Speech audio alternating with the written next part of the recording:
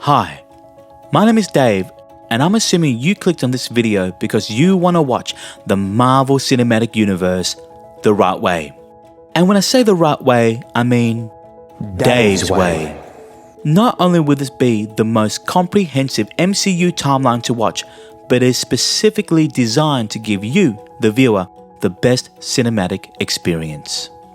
Let's be honest, we all live pretty busy lives, and it would be foolish of me to tie you down into a chair and force you to watch hundreds of hours of content. Not only would that be borderline kidnapping, but you most likely lose interest somewhere along the way. So instead, we are going to break down the Marvel Cinematic Universe into digestible narrative chunks. For example, we'll start off with the Infinity Saga, kicking off with Captain America, the First Avenger, and finishing with Avengers Endgame. TV shows like Agent Carter, Agents of S.H.I.E.L.D, and Inhumans, alongside the Defenders Saga such as Daredevil, Jessica Jones, Luke Cage, Iron Fist, and The Punisher will not be included in this timeline, even though they run concurrently to the events of the Infinity Saga. If we were to include the series, it will add hundreds of hours to your viewing and break up the tone and narrative flow. So, we're going to push these series to the side and call them side quests. Once you've completed the Infinity Saga and you've fallen in love with the marvelous world of Marvel, you may choose to complete Side Quest A, the Agents of S.H.I.E.L.D. Saga. Furthermore, if you desire a dark and gritty and brutally violent side of the MCU, you may decide to complete Side Quest B, the Defenders Saga. Now, if you don't have the time nor the interest to complete these side quests, that's okay too, and you may skip ahead and watch part 1 of the Multiverse Saga, starting with Loki Season 1. But I will say this, it is highly encouraged for you to complete as many side quests as you can in order for you to understand the subtle references and connections made in these films and TV shows. Hopefully by now you'll begin to see that this timeline functions like a choose your own adventure, and depending on how much time and effort you want to give, it's entirely up to you. But before we begin, we need to establish some rules and disclaimers. 1. There will be spoilers. As I hold your hand and gently guide you along with the order on how to watch these films and TV shows, I will make connections from one property to the next. And 2, if it's referenced by Marvel Studios, then it is considered canon. And if another TV show or film references that reference, then that too is also considered canon. Let me explain, but before we begin, let me issue the first spoiler warning. In 3, 2, 1. Now, we know the character of Matt Murdock, whom you would have met in Side Quest B, the Defenders Saga, makes an appearance in Spider-Man No Way Home. Therefore, all the characters that are associated with Matt Murdock, such as Jessica Jones, Luke Cage, and Iron Fist, are all considered to be a part of the same universe. Furthermore, the show Cloak and Dagger makes direct connections to Luke Cage and Misty Knight, and therefore, shows such as Cloak and Dagger and Runaways are also included on this timeline. I hope that this timeline will give you the best Marvel cinematic experience possible. So, strap in, grab some popcorn, and let's go on this marvelous ride in a universe that is guaranteed to blow your mind. Hi, and welcome to the Infinity Saga. Now, whether you are a long-time Marvel fan or experiencing the MCU for the very first time, I just want to say welcome. We are about to embark on a phenomenal journey of storytelling, and I'm super excited to take you on this journey with me. Now, may I remind you that this timeline will not include shows like Agents of S.H.I.E.L.D. and Daredevil, even though they run parallel to the events of the Infinity Saga. If you want to find out how these shows connect to the movies we are about to watch, then you may do so in the side quest videos. Furthermore, there will be spoilers as I will be making connections from one movie to the next. And as a heads up, this will take you approximately 51 hours and 4 minutes to complete the Infinity Saga. Now, let's strap in, get some popcorn, and let's get started. First, we're going to watch Captain America, the First Avenger. And while the bookends of this film takes place in present day, The majority of the movie is set during World War II, from 1942 to 1945. We follow a scrawny Steve Rogers as he goes on a journey to become the iconic Captain America. And here we're introduced to an array of characters such as Bucky Barnes, Peggy Carter, Howard Stark, and Dum Dum Dugan. And joining this cast we have some notable villains such as Johann Schmidt, aka the Red Skull, and Arnim Zola.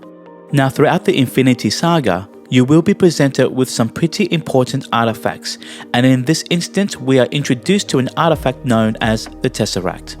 It is also worth mentioning that all of the Marvel movies will contain an end credit scene, so it's definitely worth hanging around till the very end.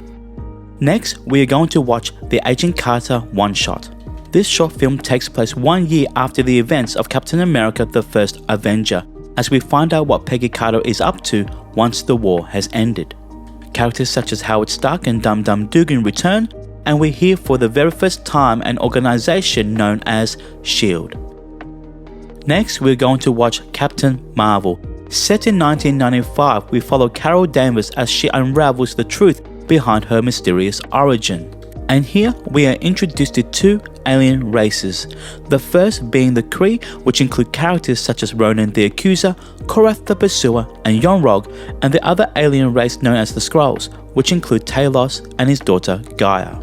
Now alongside these characters we have Maria Rambeau and her daughter Monica, and younger versions of Nick Fury and Agent Coulson.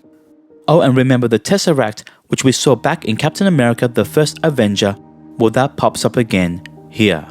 Now this movie has two end credit scenes. The first end credit scene takes place after the events of Avengers Infinity War, so it's best to watch that later. The second end credit scene takes place after the events of this film, so you can go ahead and watch that.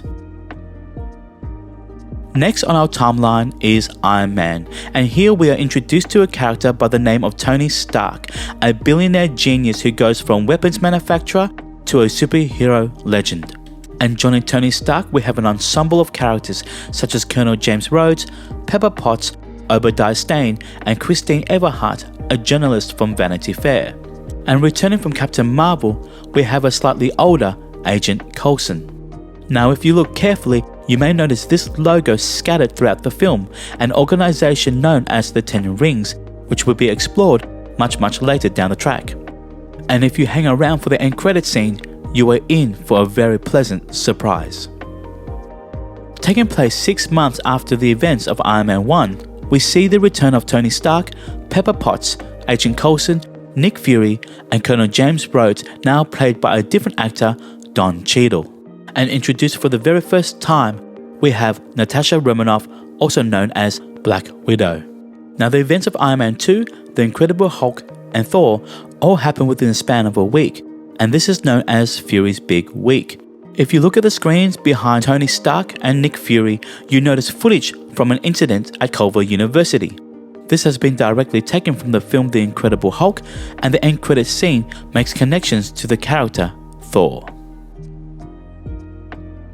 Next on our watch is A Funny Thing Happened on the Way to Thor's Hammer one-shot. This short film documents Agent Coulson's journey from when he left Tony Stark in Iron Man 2 to when we see him pop up again in the movie Thor. This short film shows us that Agent Coulson can indeed kick some butt and that he loves frosted donuts. Next on our timeline is The Incredible Hulk, and here we follow Bruce Banner as he tries to find a cure for his monstrous condition.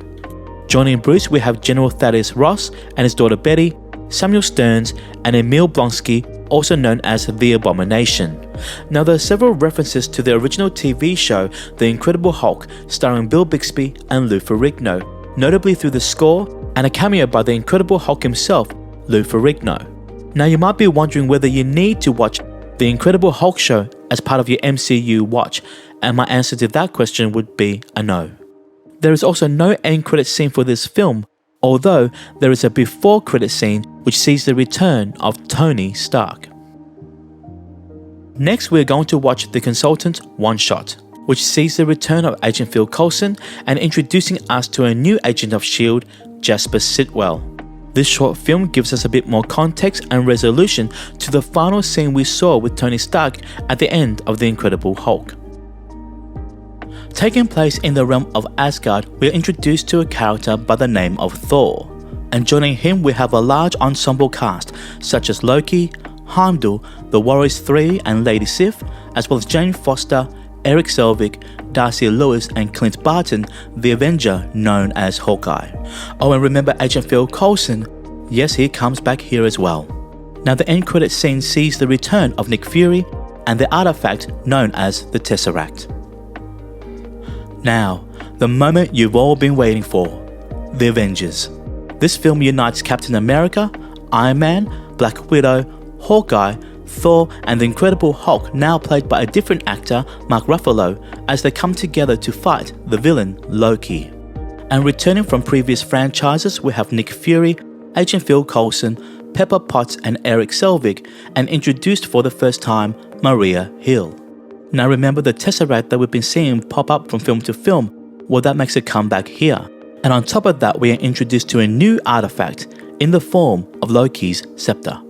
Now, there are two end credit scenes for this film. The first gives us the introduction of our main antagonist for the entire Infinity Saga. And the second end credit scene sees our Avengers eating shawarma.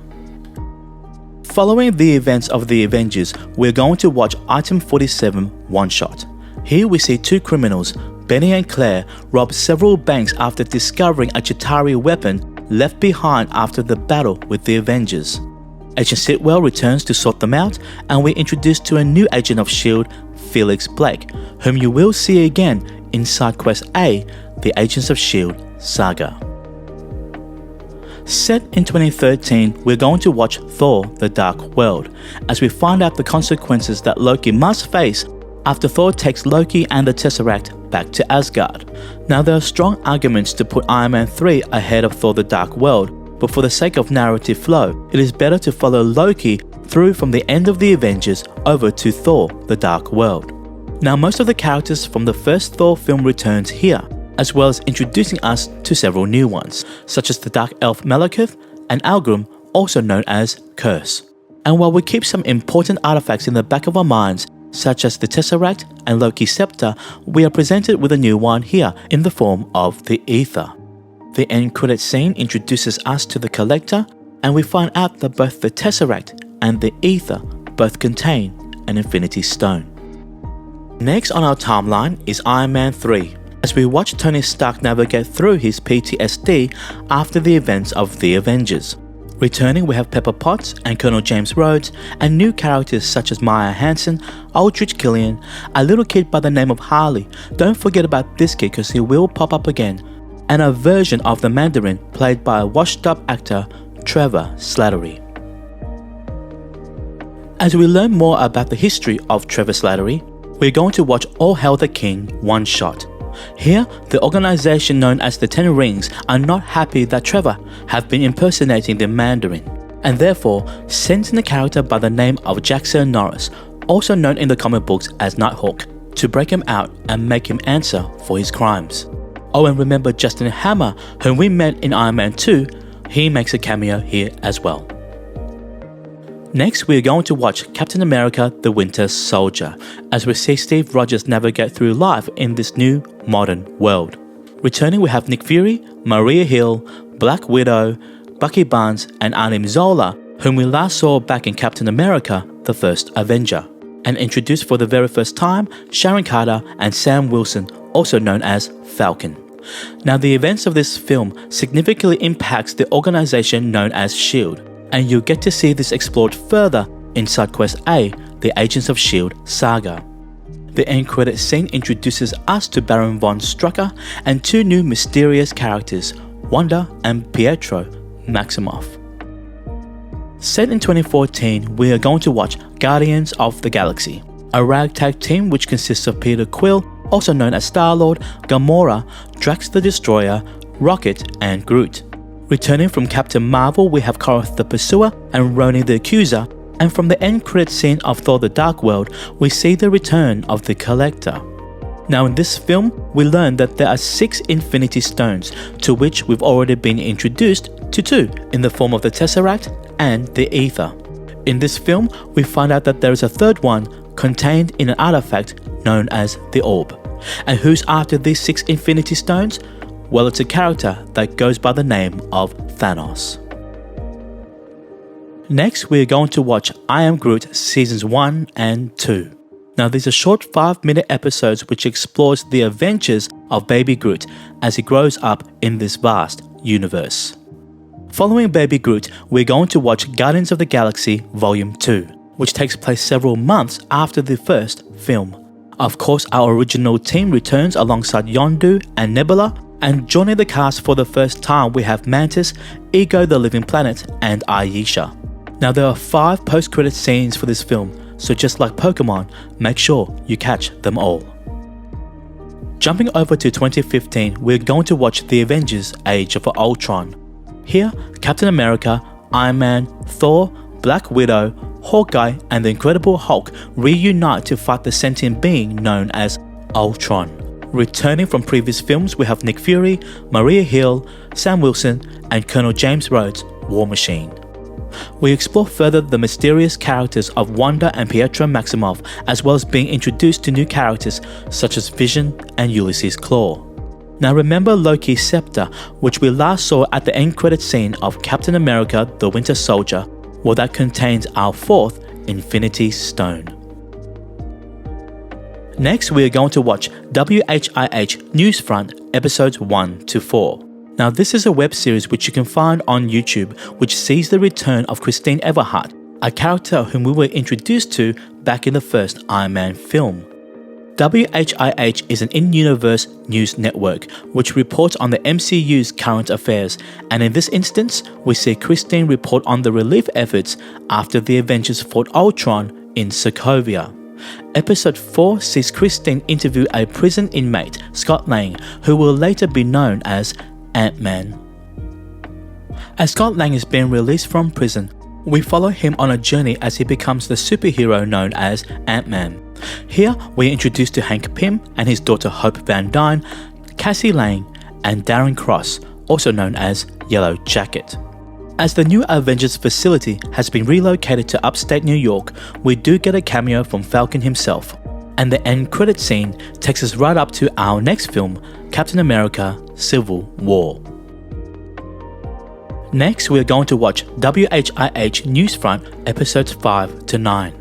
Here we see the return of Christine Everhart as she and her co-host discuss on whether the Avengers need to be held accountable for the destruction left behind after the events of Captain America the Winter Soldier and the Avengers Age of Ultron. We hear that President Ellis, whom we last saw in Iron Man 3, and General Ross, whom we last saw in The Incredible Hulk, have met up to discuss future plans on how to monitor superheroes. And the final episode reports on the disaster in Lagos, Nigeria, which will be explored further in Captain America Civil War. Next, we are going to watch Captain America Civil War. As the Sokovia Accords have been introduced, we see a divide in the superhero community and a sever in the relationship between Tony Stark and Steve Rogers. We are introduced to characters such as Everett Ross and Helmut Zemo, and 2 iconic Marvel characters, Peter Parker's Spider-Man and T'Challa's Black Panther. Next, we are going to watch Black Widow. Now, the entirety of this film takes place within the last half of Captain America Civil War, from when Natasha leaves the Avengers compound to when Steve Rogers breaks out the Rogue Avengers from the prison known as the Raft. We are introduced to new characters such as Yelena Belova and Alexei, also known as Red Guardian. We are also introduced to a character by the name of Dreykov, whom we hear Loki mention to Natasha in the first Avengers film. Now, the end credits scene is a massive spoiler for Avengers Endgame, and I would suggest that you skip this one entirely and watch it after Avengers Endgame. Taking place 1 week after the events of Captain America Civil War, we're going to watch Black Panther, as we explore the nation known as Wakanda. Joining Black Panther, we have an amazing cast of characters such as Shuri, Okoye, Nakia, M'Baku, and Eric Killmonger, and returning from Avengers Age of Ultron, Ulysses Klaue, and from Captain America Civil War, Everett Ross.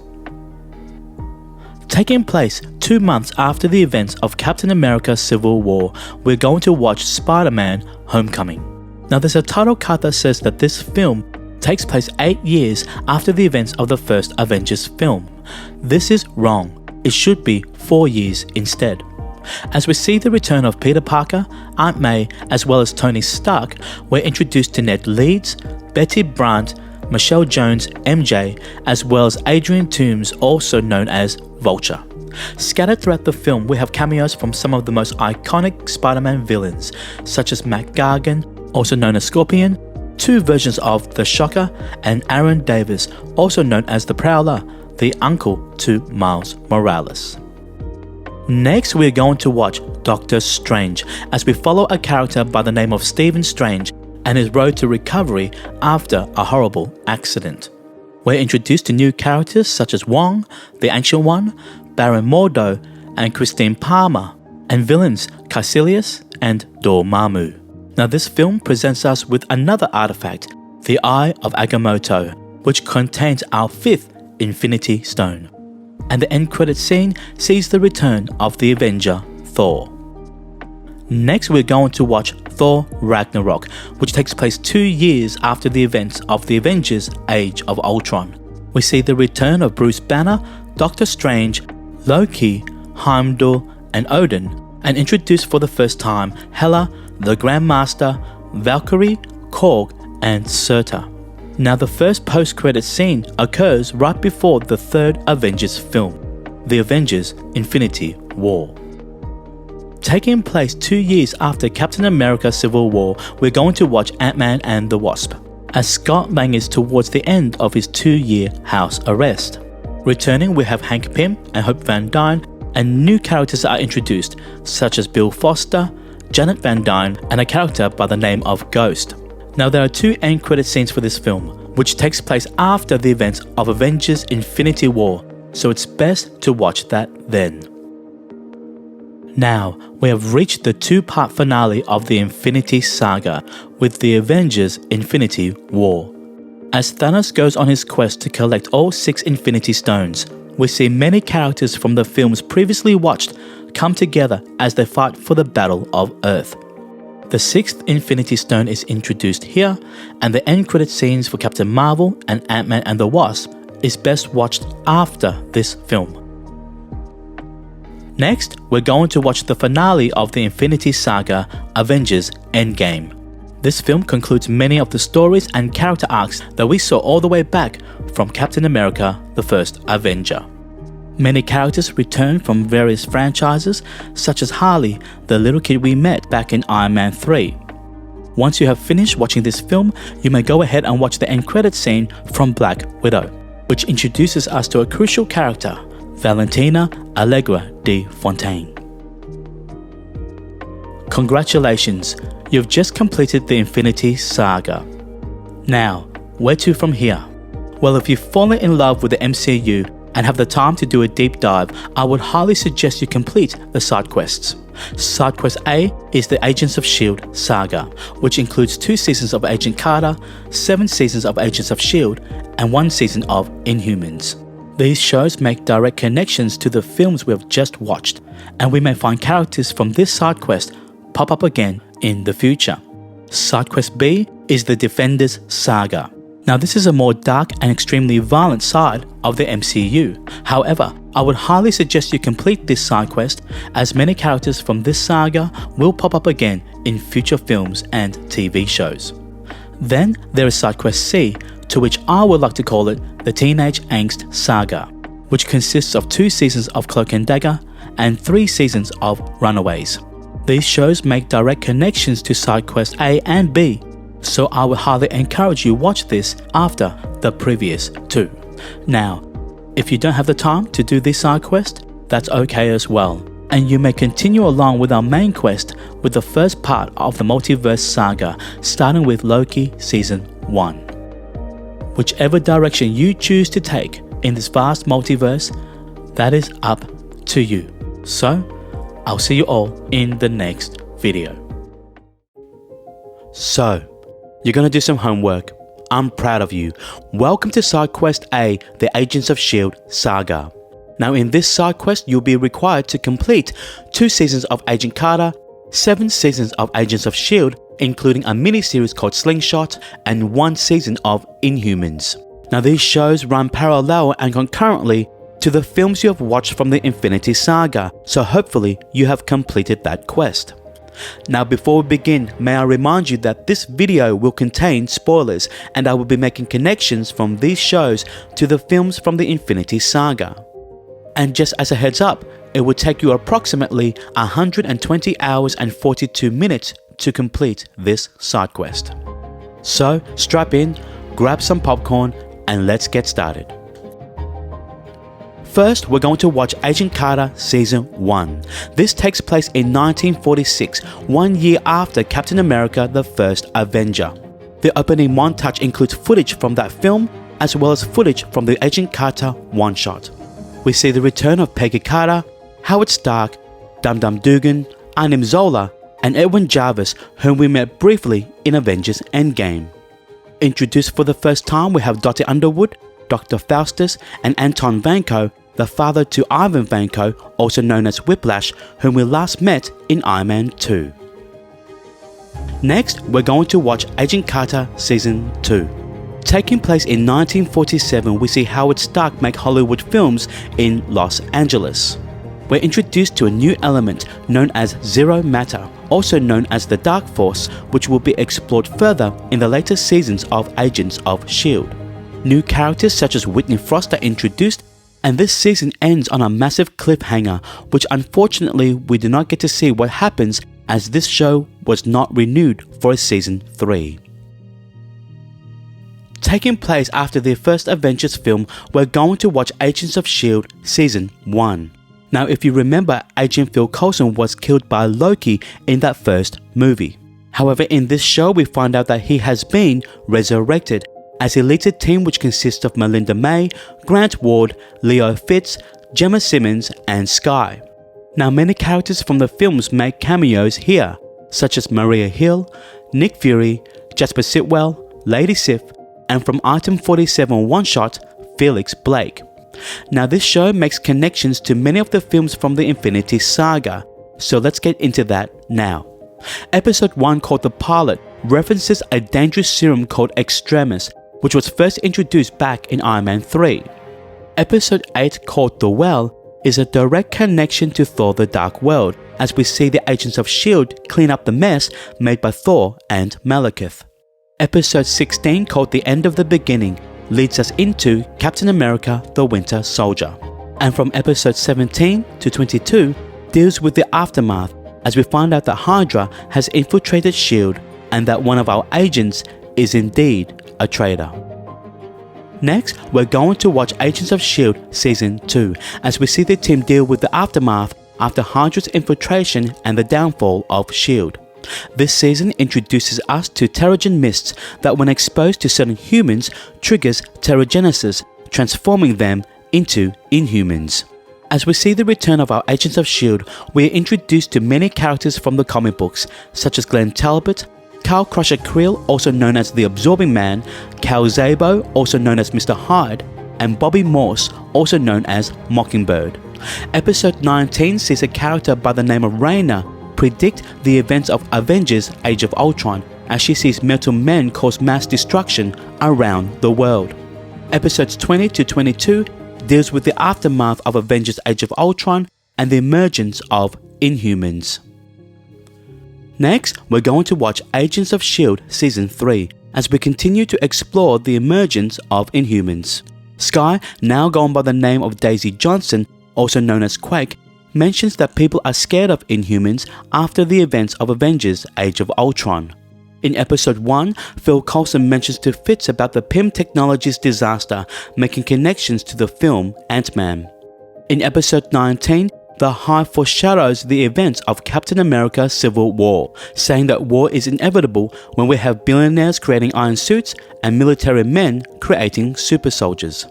Episode 20 deals with the aftermath of Captain America Civil War, as Phil Coulson reads a newspaper article about Peggy Carter's death while watching the news about the public fallout between Tony Stark and Steve Rogers. By the end of the season, the Sokovia Accords are in full swing, and Glenn Talbot seeks to register all Inhumans, forcing Daisy Johnson, an Inhuman herself, to go on the run. Next, we're going to watch Agents of S.H.I.E.L.D. Season 4, Episodes 1 to 8. And here we're introduced to a character by the name of Robbie Reyes, also known as Ghost Rider. In Episode 5, we hear Senator Ellen Nadir mention the disturbances in Hong Kong, making reference to the final battle between Doctor Strange and Dormammu. We are also introduced to a mythical book known as The Darkhold, which will be later explored in the shows Runaways and WandaVision. And by this time of the season, the Inhumans Registration Act is in full swing. Next, we are going to watch Agents of S.H.I.E.L.D. Slingshot, a 6-part digital series based on the character of Yo-Yo Rodriguez. This show takes place after the Ghost Rider arc of Season 4. However, the majority of the series is a flashback, taking place several months ago when we see Yo-Yo sign the Sokovia Accords. Next, we're going to watch Inhumans as we're introduced to the royal family of Atalan. This family consists of Black Bolt, Medusa, Gorgon, Karnak, Triton, Crystal, and the teleporting dog Lockjaw.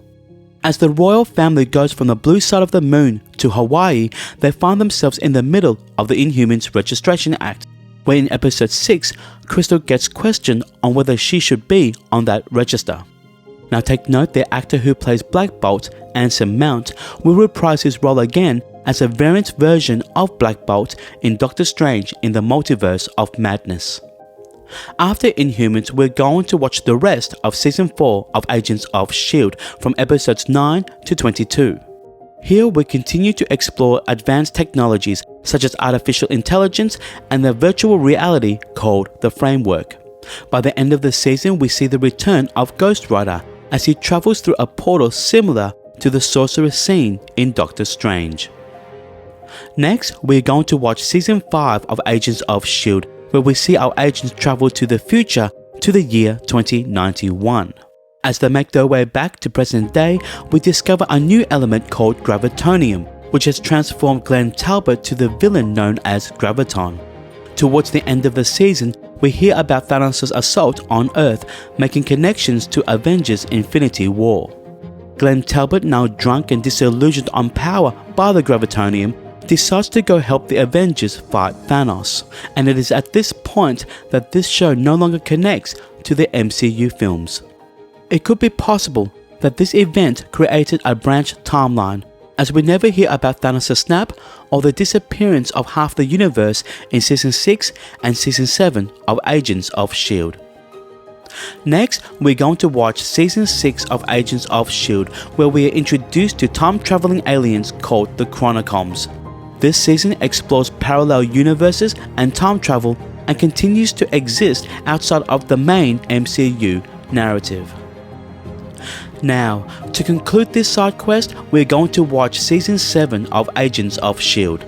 The entirety of this season focuses on time travel as we see our Agents of S.H.I.E.L.D. navigate through the time stream. We see the return of Daniel Souza, who we were last introduced to in Agent Carter Season 1. As the team discovers that they are on an alternate timeline, they travel through the quantum realm back to the end of Season 6 where they defeat the Chronocoms. The finale takes place 1 year after Season 6 as we find out where each of our Agents of S.H.I.E.L.D. have ended up, making this a fitting conclusion to the Agents of S.H.I.E.L.D. saga. Congratulations, you've completed your first side quest. I hope you ate a lot of popcorn and enjoyed getting deeper into the Marvel Cinematic Universe. Now from here, I would highly suggest you complete side quest B, the Defenders Saga, as many characters from this side quest will pop up again in future films and TV shows. Of course, if you don't have the time, you may skip ahead and watch the first part of the Multiverse Saga. However, I would highly suggest that you don't skip your homework, so I'll see you in the next video. So, you want to do some more homework? I like it. Welcome to Side Quest B, the Defenders Saga. Now, just like the Agents of S.H.I.E.L.D. saga, these shows run parallel to the events of the Infinity Saga. However, unlike Agents of S.H.I.E.L.D., these shows do not make a lot of connections to the films themselves. In this side quest, you will be required to complete 3 seasons of Daredevil and Jessica Jones, 2 seasons of Luke Cage, Iron Fist and the Punisher, and 1 season of The Defenders. Now these shows are extremely dark and extremely violent, so if you do not have the stomach to see a dude's head get smashed in by a car door, then maybe complete this side quest with one eye open while holding your best friend's hand. I cannot stress enough how important these shows are, as many of the characters from these series will pop up again in future films and TV shows. Now before we begin, may I remind you that this video will contain spoilers, and it will take approximately 140 hours and 47 minutes to complete this side quest. Now, strap in, get some popcorn, and let's get started. First, we're going to watch Daredevil Season 1, where we're introduced to a character by the name of Matt Murdock, a blind lawyer from Hell's Kitchen. Joining him we have Foggy Nelson, Karen Page, Claire Temple, and Wilson Fisk, also known as the Kingpin. Now this show takes place several years after the first Avengers film, calling the Battle of New York The Incident. There is also a neat little Easter egg seen in Fogwell's gym, a poster of a fight between Jack Murdock and Carl Crusher Quill, also known as the Absorbing Man, whom we met in Season 2 of Agents of S.H.I.E.L.D. Next, we're going to watch Jessica Jones Season 1, a private investigator with superhuman strength. Introduced for the first time, we have Luke Cage, Trish Walker, Jerry Hogarth, and Zebediah Kilgrave, also known in the comic books as the Purple Man. We also see the return of Claire Temple from the first season of Daredevil. Following Jessica Jones, we're going to watch Daredevil Season 2, where we see the emergence of an organization known as The Hand. Introduced for the first time is the Punisher and Elektra, and Jessica Jones gets name dropped in episode 5. We also see the return of Claire Temple as she mentions to Foggy about her interactions with Luke Cage, and also returning are the Dogs of Hell biker gang whom we last saw back in Agents of S.H.I.E.L.D. Next, we're going to watch Luke Cage Season 1, and here we're introduced to new characters such as Misty Knight, Cottonmouth, and Diamondback. Claire Temple continues to make her presence known as she returns in episode 5, mentioning the events of The Hand in Hell's Kitchen. Episode 6, we hear Trish Talk, a radio show hosted by Jessica Jones' best friend, Trish Walker. Now the MCU films play a big part in the storytelling of this season, as metal from the Chitauri attack has been made into weapons by Hammer Industries. Now if you remember, Justin Hammer was introduced back in Iron Man 2 and later seen again in All Hail the King one-shot. By the end of this season, we see Claire Temple rip off a calling card for martial arts training by Colleen Wing, whom we will see next in Iron Fist Season 1. Next, we're going to watch Iron Fist Season 1, as we see Danny Rand return to New York after his supposed death 15 years earlier. Jerry Hogarth and Claire Temple return, and we're introduced to new characters such as Colleen Wing, Joy and Ward Meacham, and Bakudo. By the end of this season, we see Danny and Colleen travel to Kunlun, only to find the ancient city destroyed. After the events of Iron Fist Season 1, we are going to watch The Defenders. Now this is like the Avengers of this side quest, as Daredevil, Jessica Jones, Luke Cage, and Iron Fist team up to fight the ever-growing presence and threat of The Hand. Many supporting characters from the previous shows return, such as Jerry Hogarth, Elektra, Foggy Nelson, and of course, Claire Temple. By the end of this season, Matt Murdock is presumed dead, and Iron Fist is now tasked to defend the city in his absence. Next, we're going to watch The Punisher Season 1. This show takes place several months after the Defenders show, as we can see a newspaper article titled Chaos Under the Streets at the New York Bulletin. Karen Page makes her return, and we're introduced to new characters such as Micro and Billy Russo, also known as Jigsaw. Next, we're going to watch Jessica Jones Season 2, as we continue to delve deeper into Jessica's origin and traumatic past. We see the return of Jerry Hogarth, and Trish Walker has developed an obsession with gaining powers. Now in the comic books, Trish Walker becomes the hero known as Hellcat. Next, we're going to watch Luke Cage Season 2. Here we see the return of Misty Knight, now missing an arm after the events of the Defenders. We have cameos from Foggy Nelson, Danny Rand and Colleen Wing, and introduced for the first time Bushmaster and Nightshade. Following Luke Cage, we are going to watch Iron Fist Season 2. Returning, we have Colleen Wing, Misty Knight, Davos, Joy Ward Meacham, and introduced for the first time Mary Walker, also known as Typhoid Mary. This season concludes Danny Rand's journey in the Defenders Saga, just as Season 2 did with Luke Cage. Next, we're going to watch Daredevil Season 3 as we go on a journey of seeing Matt Murdock recover after the events of the Defenders.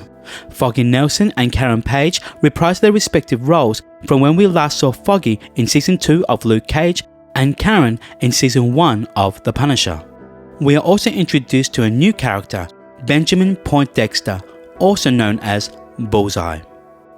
After Daredevil, we're going to watch The Punisher Season 2 as we see the return of Dinah Madani, Karen Page and Billy Russo. We are also introduced to a character by the name of John Pilgrim. Concluding the Defenders Saga, we are going to watch Jessica Jones Season 3. Here we see the fallout between Jessica Jones and her best friend Trish Walker. We're introduced to characters such as Fool Killer and Mindwave, and we can assume that this show ends right before Thanos snaps his fingers in Avengers Infinity War. Congratulations, you've just completed your second side quest, and I hope you're recovering well. From here, you may go on to side quest C, the Teenage Angst Saga, with 2 seasons of Cloak and Dagger and 3 seasons of Runaways. If you don't have the time for teenage drama, then you may go ahead to our main quest with part 1 of the Multiverse Saga. Whichever direction you choose, I'll see you in the next video. Okay, so we're going deep. Welcome to Side Quest C, the Teenage Angst Saga.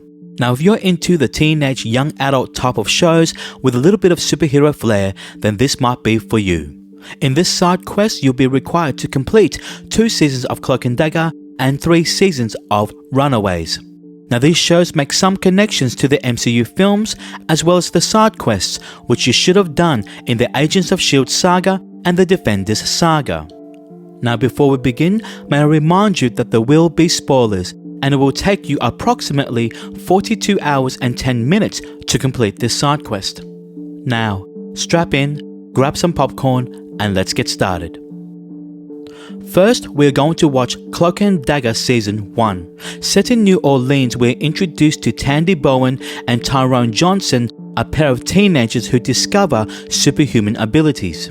We are also introduced to Detective O'Reilly, who mentions her friendship to Misty Knight, who we last met in the Defenders Saga. Now if you watch Luke Cage Season 2, Episode 8, we hear Detective Nandi Tyler mention to Misty that O'Reilly had been transferred to New Orleans. Taking place 8 months after Season 1, we're going to watch Cloak and Dagger Season 2. Here both Tandy and Tyrone grow more confident in their abilities as they face a new threat, Andre Deschane, also known as Despair. In Episode 9, we see Tyrone read a newspaper article which was titled Luke Cage in Harlem Rumble by Karen Page. Next, we're going to watch Runaways Season 1, where we follow 6 teenagers as they discover that their parents are a part of a dangerous cult called the Pride. We're introduced to Alex Wilder, Nico Minoru, Carolina Dean, Chase Stein, Gertrude Yorks, Molly Hayes, and a genetically engineered dinosaur called Old Lace. As the teens dig deeper into their parents' shenanigans, they begin to discover their own unique abilities. Taking place 24 hours after Season 1, we're going to watch Runaways Season 2, as their parents go on a hunt for their children. In Episode 10, we see Nico tap into the Dark Dimension the same way Caecilius does in Doctor Strange. Next, we're going to watch Runaways Season 3, which takes place 36 hours after Nico battles her parents at the Pride's headquarters. We are introduced to a character by the name of Morgan Le Fay, where in Episode 6, we find out that she's in possession of the Darkhold, which was introduced to us back in Agents of S.H.I.E.L.D. In Episode 8, we see the return of Cloak and Dagger, as they team up with the Runaways to rescue their friends who are trapped in the Dark Dimension. Now it is important to mention that both of these shows were originally released on Hulu and Freeform. However, there was another Marvel show that flew under the radar called Hellstrom. Now, the only connection to the MCU this show has was an Easter egg of the Roxxon Corporation seen at the end of episode 1. Now, Roxxon was mentioned in films such as Iron Man 3 and shows like Cloak and Dagger, and you can see Roxxon scattered throughout the MCU. The show focuses on Damon and Satana Hellstrom, and you can categorize this show in the genre of horror. But because this show is so far removed from the main MCU, you may skip this one entirely. Now, if you've come this far and completed all 3 side quests, may I take this time to congratulate you and say, well done. I hope that you've enjoyed this era of the Marvel Cinematic Universe. From here, we will continue on with our main narrative timeline, starting with part 1 of the Multiverse Saga with Loki Season 1. Now, the Multiverse Saga is an even crazier ride, as we continue to journey with the characters that we know and love, as well as being introduced to a bunch of new ones. We will be jumping between timelines and universes as we explore Fox's X-Men universe and Sony's Spider-Man universe, and I can't stress enough how important these side quests will be.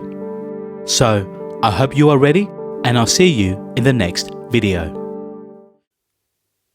Hi, welcome to part 1 of the Multiverse Saga. Now, if you've just come from the side quest videos, or from the Infinity Saga video, I hope that you've enjoyed the journey so far. Now, the Multiverse Saga is a lot more complex and less straightforward, as you will be required to jump between universes and timelines.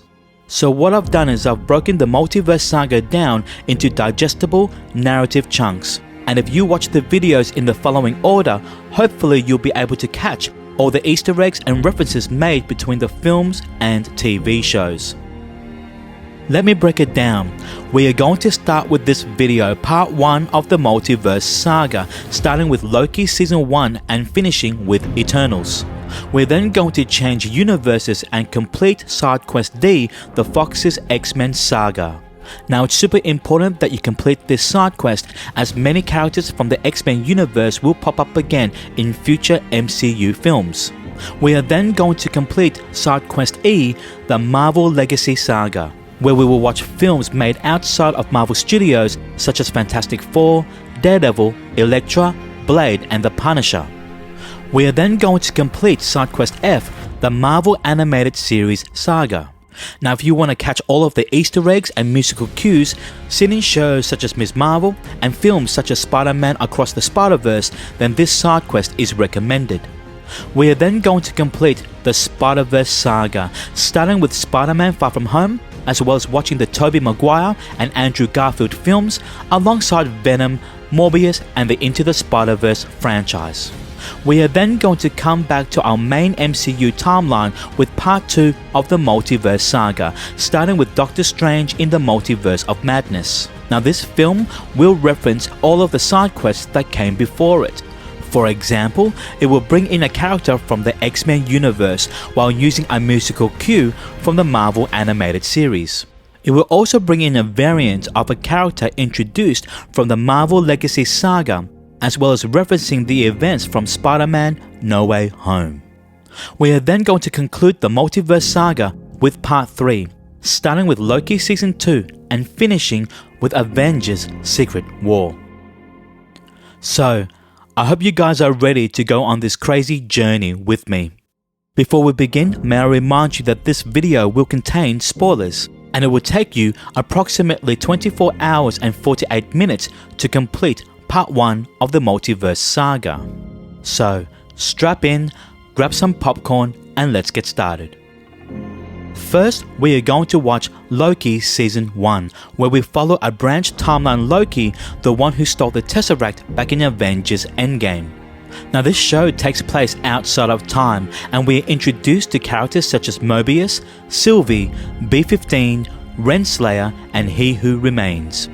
By the end of the season, the multiverse erupts into chaos and we begin to explore stories outside of the main MCU, now referred to as the Sacred Timeline.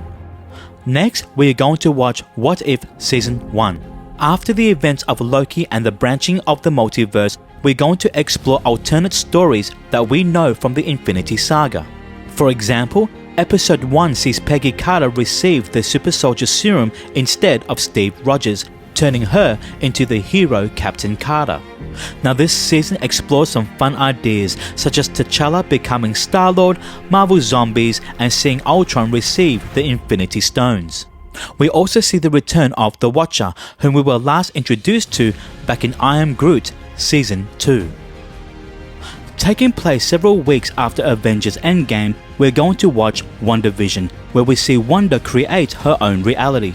Returning, we have Vision, Darcy Lewis, Jimmy Woo, and a grown-up Monica Rambeau, who we saw as a child back in Captain Marvel. We're also introduced to new characters such as Agatha Harkness and Billy and Tommy Maximoff. Now we see the return of the book known as The Darkhold, which we saw back in Agents of S.H.I.E.L.D. and The Runaways, although this version of The Darkhold is completely different.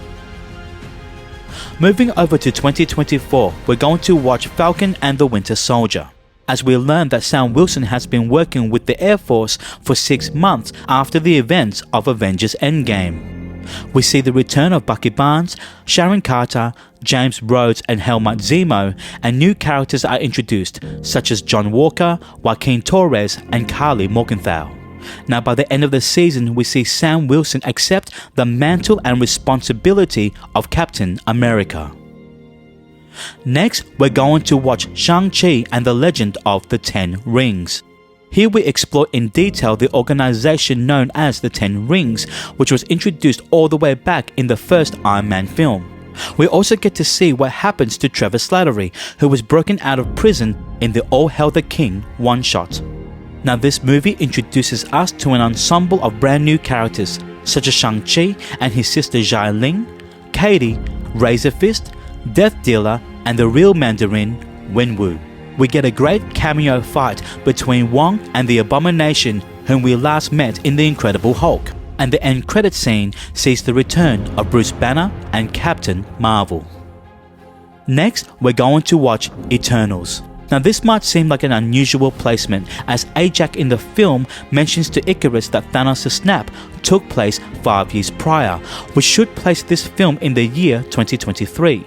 However, it's a little unusual that there has been no acknowledgement of a Celestial coming out of the ocean outside of an Easter egg seen in She-Hulk. Nevertheless, this film is quite standalone, as we are introduced to 10 godlike beings known as Eternals, and we explore the history of the Celestials and the universe. The end credit scene teases the origin of Dan Whitman's Black Knight, and we are introduced to Thanos' brother, Star Fox. Now, we are going to take a bit of a pause. Keep in mind, we are currently in the year 2024 in the Marvel Cinematic Universe timeline. From here, we're going to travel the multiverse and complete Side Quest D, the Fox's X-Men Saga, where we will be introduced to characters such as Wolverine, Deadpool, Professor X and Magneto. I can't stress enough how important this side quest is, so please do your homework and I'll see you in the next video. Hi, welcome to Side Quest D, the Fox's X-Men Saga. Now after the events of Loki Season 1 and the expansion of the multiverse, we can now explore stories and adventures outside of the sacred timeline. Now do note, we will not be watching these X-Men films in chronological order, as 20th Century Fox struggled with the idea of continuity. So to give you the best cinematic experience, we're going to get to know the original cast of X-Men first, before going back in time to watch X-Men First Class. Now the reason why we're doing this is to give cameos such as Wolverine, seen in X-Men First Class, more impact, and by the time you get to X-Men Days of Future Past, you will know all of the characters involved in that film. Now I can't stress enough how important this side quest is, as many characters from this side quest will pop up again in our main quest films. Now before we begin, may I remind you that this video will contain spoilers, and it will take you approximately 25 hours and 53 minutes to complete this side quest. So strap in, grab some popcorn and let's get started. First, we're going to watch X-Men Origins Wolverine as we follow a young James Howlett as he manifests his mutant abilities. We also get to see how the metal known as adamantium gets bonded to his skeleton. This film introduces us to a large ensemble cast, such as his half-brother Victor Creed, also known as Sabretooth, William Stryker, Silver Fox, Remy LeBeau, also known as Gambit, the Blob, a young Scott Summers, and a very unusual version of Deadpool. Now this film does contain a couple of end credit scenes, so make sure you hang around till the very end. Taking place in the not too distant future, we're going to watch X-Men. Here, we continue to follow Wolverine as he encounters more mutants. We are introduced to characters such as Rogue, Jean Grey, Storm, Magneto, Toad, and Mystique, and returning from X-Men Origins Wolverine, Professor Charles Xavier, Scott Summers, also known as Cyclops, and Sabretooth. This film also gives us some great mutant cameos such as Jubilee, Kitty Pryde, Pyro, and Iceman. Next, we're going to watch X2 X-Men United, where we're introduced to characters such as Nightcrawler and Lady Deathstrike. We continue to explore the complex relationship between Wolverine and William Stryker, whom we met last in X-Men Origins Wolverine. We continue to get some awesome cameos such as Colossus and Siren, and we see Jean Grey tap into the Phoenix Force. Next, we're going to watch X-Men The Last Stand, the final part to this X-Men trilogy. We see Jean Grey turn into the Dark Phoenix, and we explore the Mutants Cure story arc. We're introduced to Beast, Angel, Multiple Man, Juggernaut, and Moira McTaggart, and make sure you hang around for the end credit scene for a very interesting reveal. Next, we're going to watch The Wolverine. Here, we journey with Logan as he deals with his grief after the events of X-Men The Last Stand. We see Wolverine travel to Japan, where we are introduced to characters such as Yukio, Mariko, Viper, and the Silver Samurai. Now the end credit scene leads us into X-Men Days of Future Past. From here, we're going to go back in time and watch X-Men First Class, where we are introduced to younger versions of Professor X, Moira McTaggart, Mystique, and Beast. We also get an extension of Magneto's origin, an almost scene-for-scene recreation of the origin that we saw from the first X-Men film. We are introduced to new characters such as Havoc, Banshee, Sebastian Shaw, and Azazel, and we get a cameo from the Wolverine. Next, we're going to watch X-Men Days of Future Past. Not only is this a sequel to X-Men First Class, but an extension of the end credit scene that we saw in The Wolverine. This film brings together the original X-Men cast from the X-Men trilogy, as well as the new cast that we've just met in X-Men First Class. This film deals with time travel, and we see how the events of this film impacts and shapes the future of the X-Men. We're introduced to new characters such as Bishop, Blink, Sunspot, and Quicksilver, as well as Bolivar Trask and his Sentinel program. Now there are two versions of this film, and I would recommend you watch the Rogue Cut version, as the character of Rogue was completely edited out in the theatrical release. From here, we will continue journeying with the younger cast of X-Men with X-Men Apocalypse. We are introduced to N-Sebo-No, an ancient mutant known as Apocalypse. We see younger versions of Scott Summers, Jean Grey, Storm, Nightcrawler, Angel, Jubilee, and Psylocke. We also get a brief cameo of Weapon X, also known as Wolverine, and it is hinted at that Quicksilver is the son of Magneto. Next, we're going to watch X-Men Dark Phoenix, a retelling of the Dark Phoenix saga that we saw back in X-Men The Last Stand. We are introduced to an alien race known as the Dabari, and we get a great cameo from the mutant known as Dazzler. Now this film marks the end of this particular X-Men series. Next, we're going to watch Deadpool, which introduces us to the proper version of Wade Wilson. Now the character of Deadpool is known to break the fourth wall, as he references the two different actors that played Professor X from the films that we have just watched. We also get a more comic book accurate version of Colossus and new characters such as Vanessa, Negasonic Teenage Warhead, Ajax, and Blind Al. And if you look really carefully somewhere in the background, you might find a S.H.I.E.L.D. helicarrier. Next, we're going to watch New Mutants. Now this film is quite standalone and is set sometime in the distant future. We are introduced to Danielle Moonstar, Wolfsbane, Sam Guthrie, also known as Cannonball, Sunspot and Illyana Rasputin, also known as Magic, the sister of Colossus. We also see the introduction of Demon Bear and a little dragon known as Lockheed. Next, we're going to watch Deadpool No Good Deed. Now, this short film was played right in front of the theatrical release of Logan and serves as a tease for Deadpool 2. Footage from this short was used in a tribute video for 20th Century Fox that we saw in the end credit scene of Deadpool and Wolverine. Set in the year 2029, we are going to watch Logan, as we follow an older Wolverine in a world where the majority of mutants are gone. We see the return of Professor X and Caliban, whom we were introduced to back in X-Men Apocalypse, and new characters such as X-23 and Donald Pierce. By the end of this film, we see the tragic death of Logan, and this concludes his arc in the Fox's X-Men saga.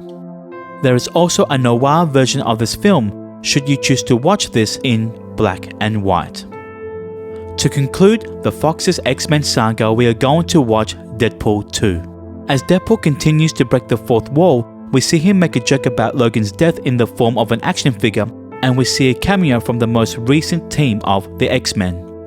We see the return of Vanessa, Blind Owl, Negasonic Teenage Warhead, Colossus, and an accurately sized Juggernaut, but also being introduced to new characters such as Cable, Domino, and Shatterstar. By the end of this film, we see Deadpool travel back in time to kill off the dodgy version of Deadpool that we saw back in X-Men Origins Wolverine, bringing the Fox's X-Men saga full circle. There are also a couple of variations of this film, such as an extended cut called the Super Duper Cut and a PG version called Once Upon a Time, a Deadpool. Congratulations, you've just completed SideQuest D, the Fox's X-Men saga. From here, we will continue to explore the multiverse in SideQuest E, the Marvel Legacy Saga. Here, we will watch films such as Fantastic Four, Daredevil, Elektra, Blade, The Punisher, and Ghost Rider, and I can't stress enough how important these films will be moving forward. So, let's continue to do our homework, and I'll see you in the next video. Hi, welcome to SideQuest E, the Marvel Legacy Saga. Here, we will watch the rest of 20th Century Fox's Marvel films such as Daredevil, Elektra, and Fantastic Four, and other Marvel films made by other film studios such as Blade, The Punisher, and Ghost Rider. Now, before we begin, may I remind you that there will be spoilers, and it will take you approximately 32 hours and 36 minutes to complete this side quest. So, strap in, grab some popcorn, and let's get started. First, we're going to watch Daredevil. Released in 2003, we see Ben Affleck play our main character, Matt Murdock. We also see characters such as Elektra, Bullseye, Kingpin, and Foggy Nelson. Now, I would highly recommend you watch the director's cut version of this film, as it explores more of the lawyer side of Matt Murdock. Released in 2005, we see Jennifer Garner return as Elektra. We are introduced to characters such as Kirigi, Stick, and Typhoid Mary. Next, we're going to watch Fantastic Four, starring Ewan Griffith as Mr. Fantastic, Jessica Alba as the Invisible Woman, Chris Evans as the Human Torch, Michael Chiklis as the Thing, and Julian McMahon as the villain, Dr. Doom. Next, we're going to watch Fantastic Four, Rise of the Silver Surfer.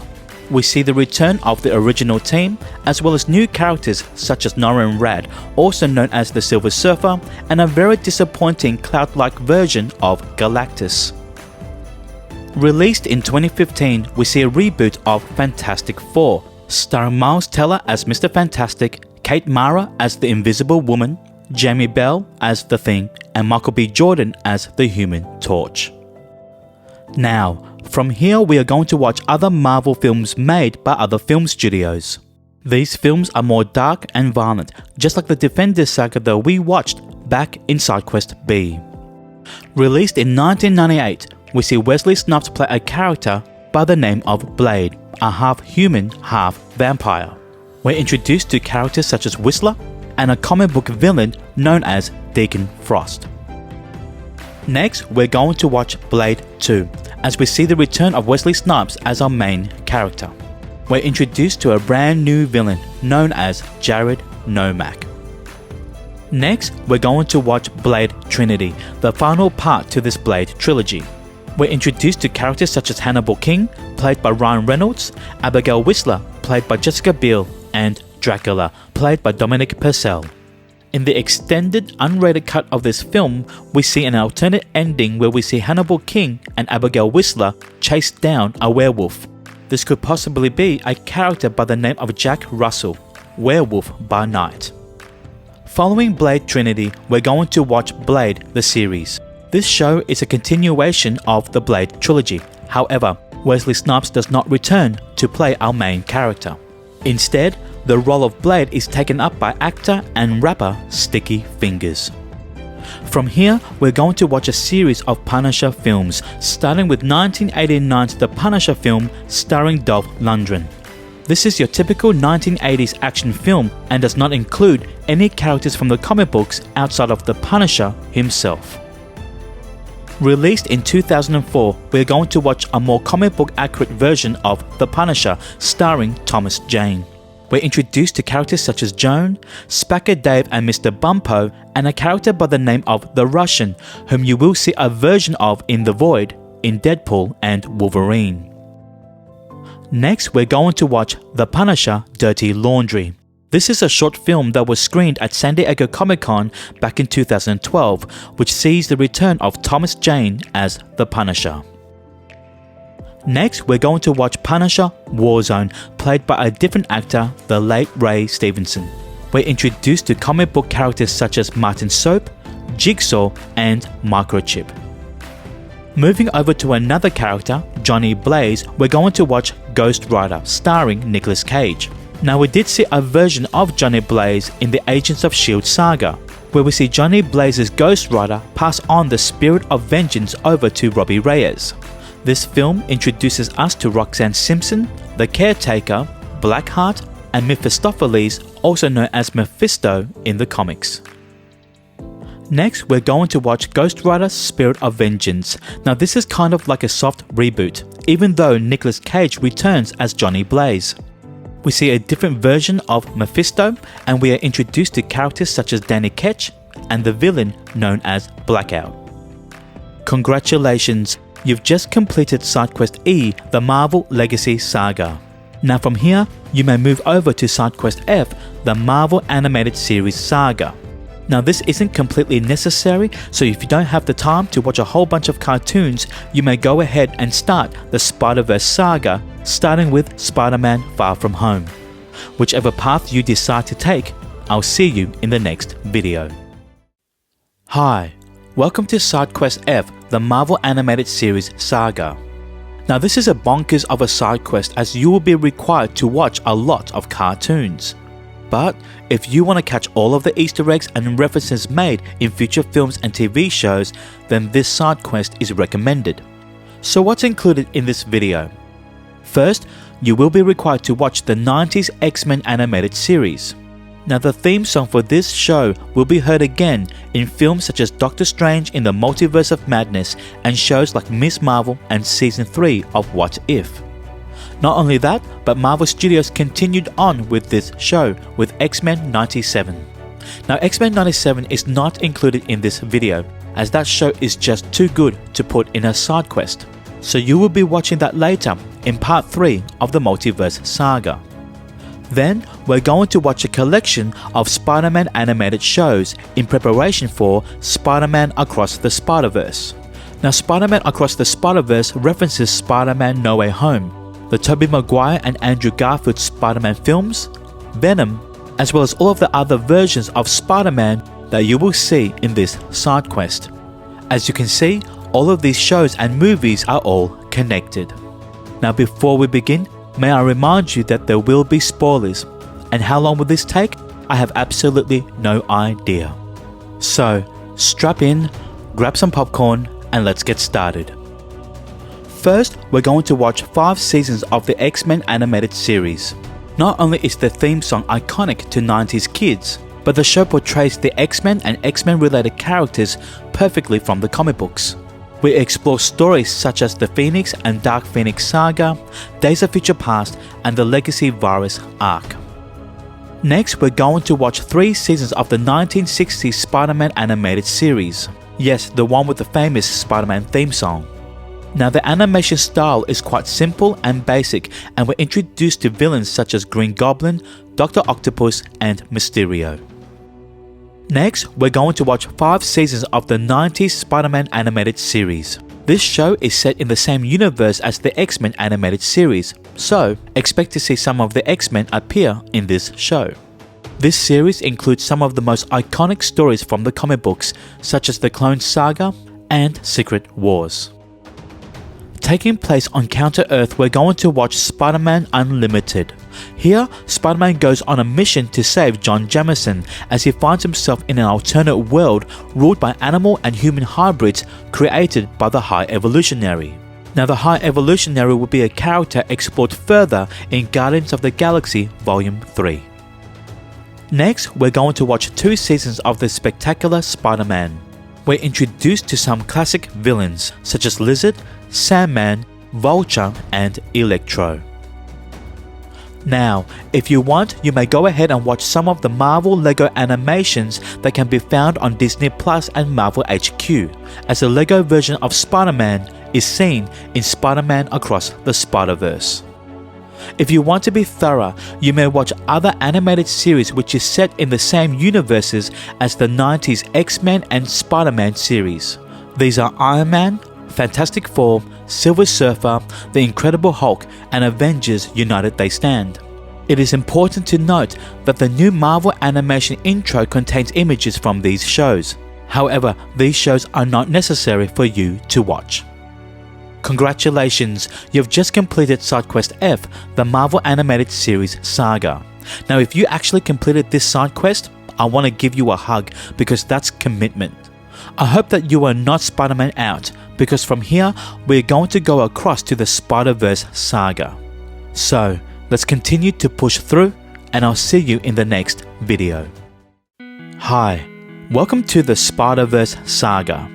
In this video, we are going to watch all of the Spider-Man and Spider-Man related films as one narrative structure. We are going to start with our main MCU sacred timeline, starting with Spider-Man Far From Home, and then jumping between multiverses to explore Tobey Maguire and Andrew Garfield's Spider-Man universe, as well as the Tom Hardy's Venom universe. Now, films such as Madam Web and Kraven the Hunter are not included on this timeline, as there are no properties linked to the MCU that makes references to these films. Now, before we begin, may I remind you that there will be spoilers, and it will take you approximately 27 hours and 18 minutes to complete this side quest. So, strap in, grab some popcorn, and let's get started. Set in our main MCU timeline, we are going to watch Spider-Man Far From Home. This film takes place 8 months after the events of Avengers Endgame, placing this film in the year 2024. We're introduced to Quentin Beck, also known as Mysterio, and we see the return of Nick Fury and Maria Hill. It is revealed, however, that both Nick Fury and Maria Hill are the shape-shifting Skrulls Talos and his wife Soran, whom we met all the way back in Captain Marvel. By the end of this film, the identity of Spider-Man has been revealed to the public. Next, we're going to watch the first 5 episodes of The Daily Bugle, which you can find on YouTube. Now, these are short 30-second social media clips that connects to the events of Spider-Man Far From Home. Now, we're going to jump across the multiverse and watch Tobey Maguire's Spider-Man. In this universe, we're introduced to Mary Jane Watson, Aunt May, Harry Osborn, J. Jonah Jameson played by the same actor we saw in Spider-Man Far From Home, and Norman Osborn, also known as the Green Goblin. Next, we're going to watch Spider-Man 2, where we are introduced to Dr. Otto Octavius, also known as Dr. Octopus, and other comic book characters such as John Jameson, also known as Man-Wolf, and Dr. Kurt Connors, also known as the Lizard. We also hear a lady singing the theme song to the 1960s Spider-Man animated series.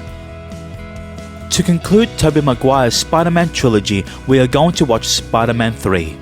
Here, we are introduced to characters such as Sandman, Venom, and Gwen Stacy, and we see Harry Osborn's turn to the new Goblin.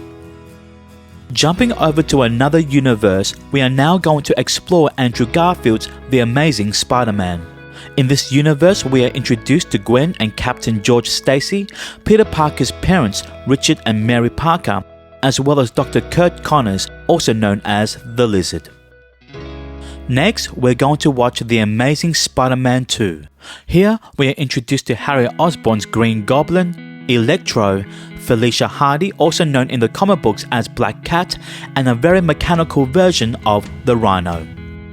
Moving over to another universe, we are now going to watch Tom Hardy's Venom. Here we are introduced to Eddie Brock as our main protagonist as he fights another alien symbiote known as Riot. Now there are two end credit scenes for this film. The first teases Cletus Cassidy, also known as Carnage, and the second post-credit scene teases the existence of another Spider-Man universe. Next, we're going to watch Venom: Let There Be Carnage. Here, we see Cletus Cassidy turn into the villain known as Carnage, and we are introduced to a new character known as Shriek.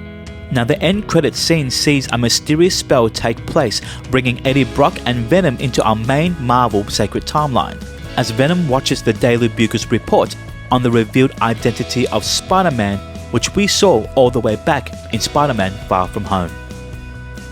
Now, we are going to come back to our main MCU timeline with Spider-Man No Way Home.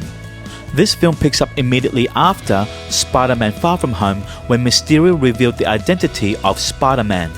In his desperate attempt to reverse the damages done, Peter Parker seeks the assistance of Doctor Strange, wherein a fumbled spell brings over characters from other universes such as Dr. Octopus, Green Goblin, Sandman, Electro, and the Lizard. And don't forget, the Tobey Maguire and Andrew Garfield Spider-Man also make an appearance. We see the return of Matt Murdock, whom we met all the way back in SideQuest B, the Defenders Saga. Now, in order to stop other multiversal characters from entering our main timeline, Doctor Strange casts a spell that makes the world forget who Peter Parker really is. The end credit scene sees the return of Tom Hardy's Eddie Brock as he makes his way back to his own universe, leaving behind a small fragment of the alien symbiote. Next, we're going to watch the last 4 episodes of the Daily Bugle, where we see J. Jonah Jameson report on the events of Spider-Man No Way Home. Taking place immediately after the end credit scene from Spider-Man No Way Home, we follow Eddie Brock back to his own universe in Venom: The Last Dance. We're introduced to the god of symbiotes known as Null, and we get appearances from other symbiotic characters such as Lasher and Agony. While this concludes Tom Hardy's Venom trilogy, the door is left open for the possible return of Null in future Marvel properties. Next, we're going to watch Morbius as we follow Dr. Michael Morbius try to find a cure for his rare blood disorder. In the process of trying to cure his condition, he turns himself into a living vampire. Now the end credit scene sees how the events of Spider-Man No Way Home affects the wider multiverse, as the character of Vulture, whom we last saw in Spider-Man Homecoming, somehow makes his way over to this universe. After the small teaser scene in the post-credits of the first Venom film, we are going to jump universes and watch Spider-Man Into the Spider-Verse. Here we're introduced to Miles Morales, a new version of Spider-Man. He's joined by other multiversal characters such as Spider-Gwen, Peter B. Parker, Penny Parker, Spider-Man Noir, and Spider-Ham. We also get appearances from some notable villains such as Green Goblin, Kingpin, Tombstone, Dr. Octopus, and the Prowler. The end credit scene reveals the character of Miguel O'Hara, also known as Spider-Man 2099, as he travels to another universe, the 1960s Spider-Man animated series. Next, we're going to watch The Spider Within, a Spider-Verse story. This is a short film produced by Sony Pictures and the Kevin Love Fund to help raise awareness about mental health issues and to encourage teenagers to talk about their challenges. Here, we see Miles Morales try to balance the challenges of being a teenager, as well as a superhero. Next, we're going to watch Spider-Man Across the Spider-Verse. Now this film makes many connections to the Spider-Man films and TV shows that we have previously watched. For example, Miguel O'Hara makes a reference to Spider-Man No Way Home. talking about Doctor Strange and the little nerd on Earth 1999-99. We get footage from the Tobey Maguire and Andrew Garfield Spider-Man films, as well as a cameo from Mrs. Chen from the Tom Hardy's Venom universe. We see an alternate version of Aaron Davis, whom we met back in Spider-Man Homecoming, only this time he's in his Prowler outfit. We get many different cameos from the Spider-Man animated series, such as the 1960s Spider-Man, The Spectacular Spider-Man, Spider-Man Unlimited, and Lego Spider-Man. We're introduced to new characters such as Spider-Woman, Spider-Punk, Spider-Man India, and Scarlet Spider, as well as a new villain known as the Spot. Congratulations, you have just completed the Spider-Verse Saga. Now from here, we're going to go back to our main MCU timeline and complete part 2 of the Multiverse Saga. I hope you are ready to continue on with this journey, so I'll see you in the next video. Hi, welcome to part 2 of the Multiverse Saga. Now in this video, we're going to come back to our main MCU sacred timeline as we continue to journey with characters that we know and love, such as Doctor Strange, Hawkeye, Nick Fury, and Thor. Along the way, we're going to meet some new characters such as Moon Knight, She-Hulk, and Ms. Marvel. Now before we begin, may I remind you that there will be spoilers, and it will take you approximately 48 hours and 20 minutes to complete part 2 of the Multiverse Saga. So, strap in, grab some popcorn, and let's get started. First, we're going to watch Doctor Strange in the Multiverse of Madness. Now this film takes place towards the later end of 2024 as Doctor Strange and Wong mentions the events of Spider-Man No Way Home to America Chavez. This film also serves as a continuation of WandaVision, as we see Scarlet Witch continue to search for her twin boys using the Darkhold. As Doctor Strange and America Chavez travel the multiverse to Earth 838, we discovered that our Earth has been designated as 616. We're introduced to a group known as the Illuminati, where if you've done all of your homework and watched all of the side quests, you will know each and every one of these characters. So let's get into them now. First, we're introduced to this universe's version of Captain Carter, whom we met in the first season of What If. We are then introduced to Black Bolt, where if you completed side quest A, the Agents of S.H.I.E.L.D. saga, Black Bolt was introduced in the show Inhumans. We then get the reveal of Captain Marvel, where we see Maria Rambeau possess superhuman abilities instead of her best friend Carol Danvers.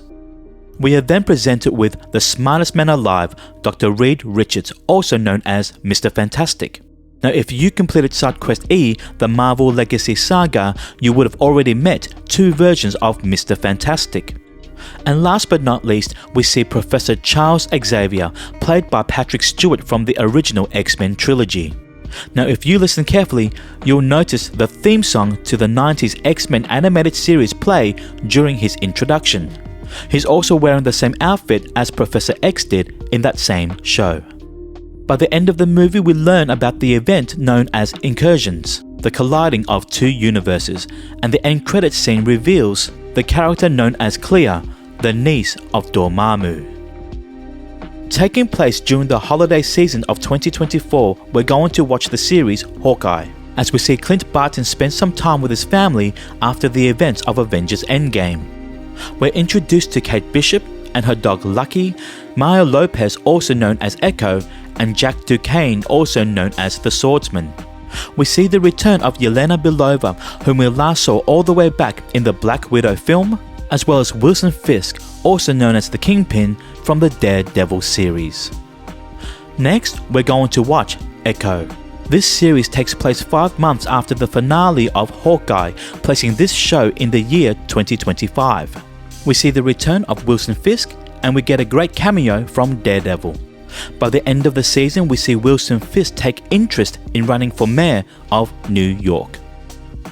Next, we're going to watch Moon Knight, as we're introduced to a character by the name of Stephen Grant.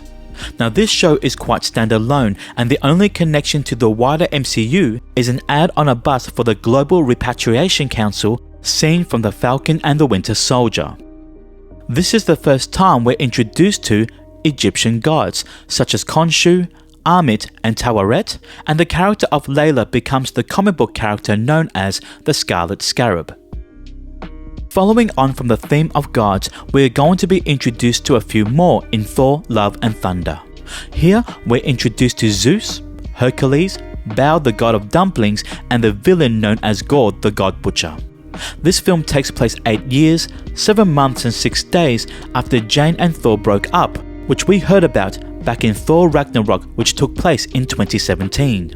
We see the return of Jane Foster as the mighty Thor, King Valkyrie, Korg, Darcy Lewis, and the Guardians of the Galaxy.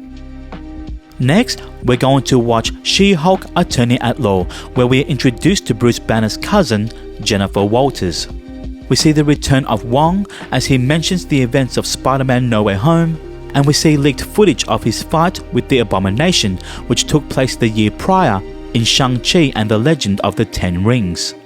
Also returning, we have Bruce Banner and the Abomination, as well as Matt Murdock, also known as Daredevil. Now, if you listen carefully, you will hear the theme song to his own show, which we saw in the Defenders Saga, play here as well. We're introduced to an array of new characters such as Titania, the Wrecking Crew, Mr. Immortal and Leapfrog. There is also the mention of a Lady Thor, which we saw in Thor Love and Thunder, and we are introduced to Hulk's son, Scar. Now, like Deadpool, She-Hulk is a character known to break the fourth wall, and you'll see her do that here. And blink and you'll miss it, but we finally get an acknowledgement of a Celestial coming out of the ocean, which we saw back in Eternals. Now, the next 3 properties, Ms. Marvel, Black Panther Wakanda Forever, and Ant-Man and the Wasp Quantumania, all share a common thread, which is Scott Lang becoming a celebrity. In Ms. Marvel, we are introduced to Kamala Khan, where she recounts the events of Avengers Endgame through her extensive research, listening to Scott Lang interviews.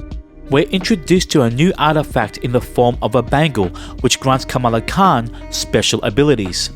We're presented with new characters such as Kamran and Red Dagger, and by the end of the season, it is revealed that Kamala is a mutant. Now, if you listen carefully, you will notice the 90s X-Men animated series theme song play during this reveal. Now, the end credit scene sees the return of Captain Marvel, which will be explored further in the film The Marvels. Taking place in 2025, we are going to watch Black Panther Wakanda Forever, which takes place 1 year after the death of King T'Challa. We see the return of Shuri, Okoye, Nakia and Everett Ross, and returning from Black Widow and the Falcon and the Winter Soldier, Valentina Allegra de Fontaine. We're introduced to new characters such as Namor and Ironheart, and we get 2 neat Easter eggs seen on a news scroll on CNN, which talks about New Asgard signing treaties, which we saw in Thor Love and Thunder, and Scott Lang promoting his new book, Look Out for the Little Guy. Next, we're going to watch Ant-Man and the Wasp Quantumania, as we see Scott Lang promoting his new book by reading it to a group of children. We see the return of Hank Pym, Hope and Janet Van Dyne, as well as Cassie Lang, who later becomes the hero known as Stature. We see a variant of He Who Remains from Loki Season 1 in the form of Kang the Conqueror. The end credit scene teases the events of Loki Season 2, and we get another variant of He Who Remains, Victor Timely.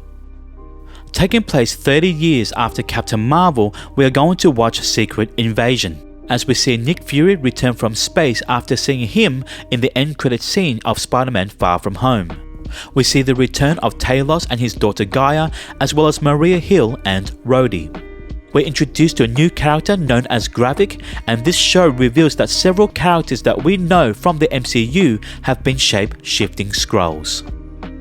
Following Nick Fury from Secret Invasion and from the end credit scene of Ms. Marvel, we're going to watch The Marvels. Here we see the return of Kamala Khan, Monica Rambeau, whom we last saw back in WandaVision, and Carol Danvers, Captain Marvel. We're introduced to a new villain known as Dar-Ben, and we see a comic book accurate version of the Supreme Intelligence. By the end of this film, Monica Rambeau finds herself in an alternate universe, where we are introduced to the X-Man known as Beast, played by the same actor Kelsey Grammer that we saw from the original X-Men trilogy. Next, we're going to watch Ironheart. After spending some time with the Wakandans in Black Panther Wakanda Forever, we see the return of Riri Williams with a new Ironheart suit. Throughout the show, we hear name drops of Caecilius and Dormammu, and we are introduced to new characters such as Natalie, Ezekiel Stane, The Hood, and Mephisto.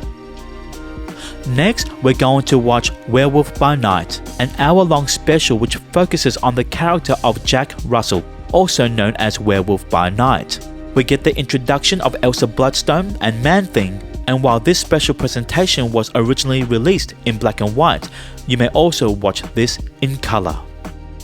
Taking place during the Christmas season of 2025, we're going to watch Guardians of the Galaxy Holiday Special. We see the return of the Guardians of the Galaxy from when we last saw them in Thor Love and Thunder, and you'll notice that Groot has now grown a little bit bigger. Concluding the Guardians of the Galaxy trilogy, we're going to watch Guardians of the Galaxy Volume 3. Set in 2026, we learn about the tragic origin of Rocket, and we are introduced to new characters such as the High Evolutionary and Adam Warlock. We see the return of Ayesha, and by the end of the film, we get a very different team of Guardians. Taking place 3 years after the events of WandaVision, we're going to watch Agatha All Along. As Agatha breaks free from Wanda's spell, we see her and her coven unlock the mysteries of the Witch's Road. We're introduced to Billy Kaplan, also known as Wiccan, as well as the entity known as Death. Congratulations, you've just completed part 2 of the Multiverse Saga. Now we are going to take a bit of a break because you've just watched a lot of content. But whenever you're ready, you may go ahead and start part 3 of the Multiverse Saga, starting with Loki Season 2. So, I'll see you all in the next video. Hi, and welcome to part 3 of the Multiverse Saga. Now in this video, we will start off with Loki Season 2 and finishing with Avengers Secret Wars as we come to the conclusion of the Multiverse Saga. Now before we begin, may I remind you that there will be spoilers. So, strap in, grab some popcorn, and let's get started. First, we're going to watch Loki Season 2. Now this show picks up immediately after Season 1, but because the show takes place outside of time, you can watch this a little bit later. Now this show expands upon the end credits scene that we saw in Ant-Man and the Wasp Quantumania, and also references the defeat of Kang from that same film. We see the return of Mobius, Sylvie, B-15, Renslayer and Miss Minutes, and we're introduced to a new character called Ouroboros. By the end of this season, Loki becomes the god of stories as he holds the entire multiverse together in the form of the Yggdrasil tree. Next, we're going to watch What If Season 2 as we continue to explore stories from the multiverse. We're introduced to Kahori, a brand new character specifically created for this show. By the end of the season, the Watcher reveals to Captain Carter the multiversal tree, which we saw at the end of Loki Season 2. Next, we're going to watch X-Men 97. Now this is a continuation from the original 90s X-Men animated series, so you may consider this to be a Season 6. We see characters such as Forge use the mystic arts like we see in Doctor Strange, and we catch a glimpse of the Watcher. Now if you did a naughty and skipped the Marvel animated series side quest, then by watching this show will give you a better understanding of characters such as Gambit and Storm, who will pop up again very, very soon. Set in the year 2024 in the Fox's X-Men universe, we're going to watch Deadpool and Wolverine. This film takes place after Loki Season 2 as we hear the TVA no longer prunes branches of the timeline. Now if you've done your homework and completed SideQuest D and SideQuest E, then there should be no surprises here. We see the return of many legacy characters such as Elektra, Blade, X-23 and the Human Torch from the Fantastic Four films. We finally get to see Channing Tatum play the character Gambit, whom you should be familiar with after watching X-Men 97. We also get a comment about the many actors who've played the Punisher, where if you've done your homework you would know that there's been 4 actors who've played that character. Not only are we introduced to new characters such as Cassandra Nova, Lady Deadpool and Dogpool, but we see variants of characters from these legacy films, such as the Russian from the Thomas Jane Punisher film, Bullseye from Ben Affleck's Daredevil, as well as Sabretooth, Toad, Lady Deathstrike, Azazel and Juggernaut from the Fox's X-Men saga. Jumping over to another multiverse, we're going to watch Your Friendly Neighborhood Spider-Man, a reimagining of Peter Parker's Spider-Man story. We are reintroduced to Nico Minoru, whom you would have met in the Runaways show, and we catch a glimpse of the Watcher in the final episode. We're introduced to brand new characters such as Norman and Harry Osborn, as well as Amadeus Cho. Next, we're going to watch the third and final season of What If, as we conclude the stories of Captain Carter and the Watcher. We're introduced to another original character called Birdie, as well as Storm, the Goddess of Thunder, voiced by the same actress Alison Seeley Smith, who voiced Storm in the X-Men animated series and X-Men 97. And if you listen carefully, you will hear the same X-Men theme song.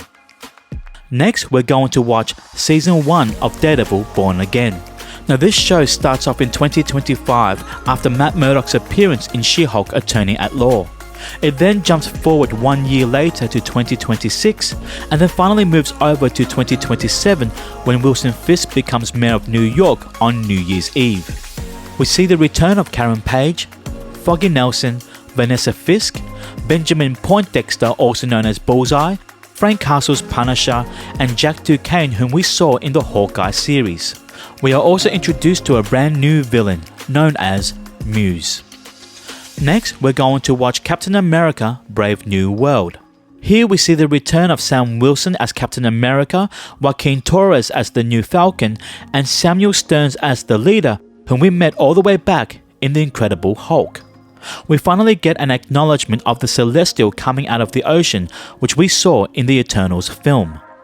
It is within this Celestial that we discover the new metal known as adamantium.